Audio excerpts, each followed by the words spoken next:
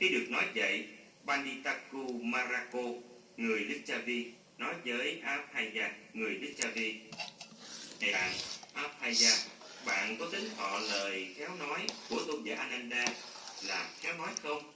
Này bạn, tôi là ai lại không tính thọ lời khéo nói của tôn giả Ananda là khéo nói?